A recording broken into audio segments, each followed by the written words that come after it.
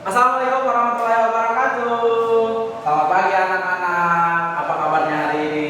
Alhamdulillah luar biasa. Allahu Akbar. Nah, semoga kita dalam keadaan sehat walafiat dan siap belajar dan semangat. Sebelum kita mulai dan awali pembelajaran hari ini, alangkah baiknya kita berdoa. Dimulai. Berdoa selesai. Nah, sekarang Bapak mau tanya, apakah ada teman-teman kalian yang tidak masuk hari ini? Oke, alhamdulillah semuanya lengkap ya. Hari ini kita akan mulai pembelajaran dengan semangat dan fokus. Kelas 4 kita akan belajar bahasa Indonesia nih untuk kelas 4. Ya, khususnya tentang ide pokok dan kalimat pengembang.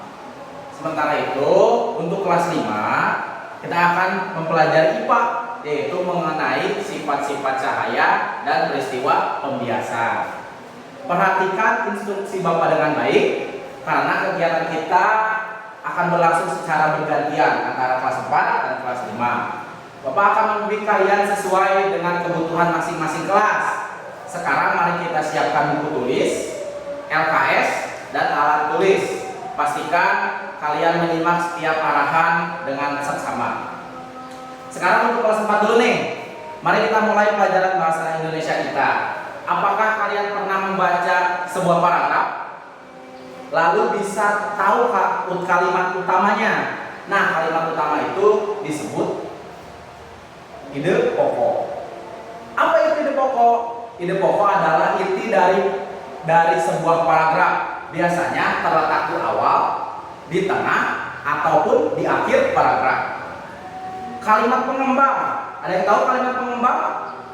Nah, kalimat pengembang adalah kalimat-kalimat yang menjelaskan atau mendukung ide pokok tersebut. Jadi kalimat pengembang itu adalah kalimat yang mendukungnya, gitu ya.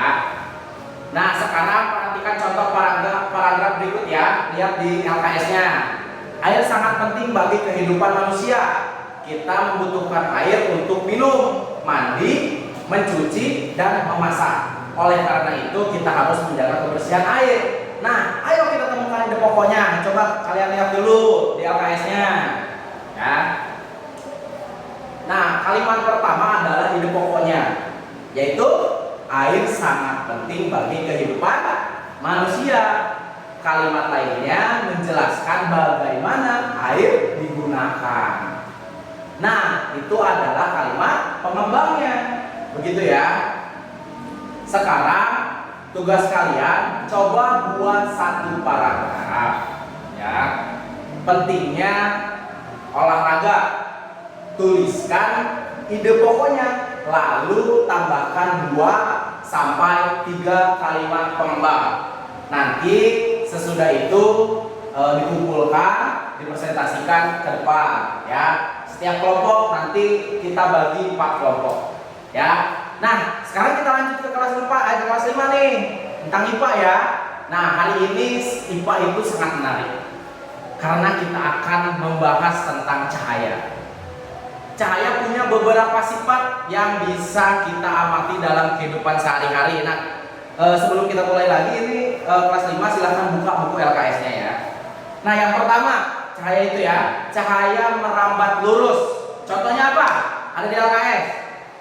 Ya, benar. Contohnya saat kalian menyalakan senter ke arah dinding, cahaya membentuk garis lurus. Ya. Yang kedua apa? Ada yang tahu tidak? Nah, bagus. Yang kedua, cahaya dapat dipantulkan. Ya. Contohnya kalian bercermin. Cahaya dari wajah kalian dipantulkan ke cermin lalu kembali ke mata. Gitu ya. Yang ketiga, ada yang tahu tidak? Yang ketiga. Oke, bagus. Yang ketiga. Nah, itu sangat menarik. Apa itu pembiasan? Cahaya dapat dibiaskan kan ya? Coba apa itu pembiasan? Nah, pembiasan adalah perubahan arah cahaya saat melewati 2 zat yang berbeda kerapatannya. Misalnya dari udara ke air, ya. Itu contohnya. Itu sudah ada contohnya, semuanya ada 3 ya. Cahaya itu. Nah, coba perhatikan LKS-nya lagi, ya. Contohnya nih ada lagi, pensil terlihat bengkok. Ya, ketika pensil dimasukkan ke dalam air, di dalam gelas, itu terlihat bengkok. Padahal tidak. Itu karena cahaya dari bagian pensil di air dibelokkan saat keluar ke udara. Inilah yang disebut pembiasan. Contoh lainnya nih, ada lagi pelangi. Pelangi terjadi pembiasan cahaya matahari oleh tetesan air hujan di udara karena dia melengkungkan, jadi tidak lurus. Sebetulnya itu adalah lurus. Nah, sekarang untuk kelas 5, tugas kalian adalah cari satu contoh pembiasan cahaya di sekitar kalian ya. Mau itu di lingkungan sekolah, di luar sekolah, silahkan ya. Bisa menggunakan air gelas atau sendok dan mangkuk bening. Contohnya tadi dicontohkan, nanti dilaporkan ke Bapak, dipresentasikan ke depan. Nah, anak-anak kita ke kelas 4. Anak-anak kelas 4 silahkan perhatikan contoh paragraf yang Bapak tampilkan. Ya, di situ ada di buku LKS. Perhatikan bagaimana menemukan ide pokoknya, lalu identifikasi kalimatnya, kalimat pengembang, dan pendukungnya. Setelah itu kerjakan soal di LKS halaman 1. Oke, sekarang kelas 4 terlebih dahulu ya, sebelum kelas 5, kelas 4 terlebih dahulu mempresentasikan hasil ide pokok dan kalimat pengembangnya. Oke, bagus, kita beri tepuk tangannya. Nah, itu ide pokok dan kalimat pengembang. Nah, untuk kelas 5 nih, untuk kelas 5 silahkan presentasikan yang sudah tadi ditugaskan oleh Bapak, yaitu tentang pembiasan cahaya. Oke, bagus, beri tepuk tangannya. Oke, nah sebelum kita akhiri pembelajaran kita hari ini, mari kita simpulkan sedikit. Untuk kelas 4 kita sudah belajar menemukan ide pokok dan kalimat pengembang, memahami pentingnya kalimat pengembang ya. Yang untuk kelas 5, kalian sudah mengenali dua sifat cahaya, yaitu dapat menembus benda bening dan dapat dibiaskan. Sekarang masing-masing kelas akan mencatat satu hal baru yang kalian pelajari hari ini di buku catatan sebagai tugas di rumah ya. Kelas 4 diminta untuk buat satu paragraf dengan ide pokok dan 3 kalimat pengembang. Ingat ya, satu paragraf dan 3 ide pokoknya, yang kalimat pengembangnya. Itu.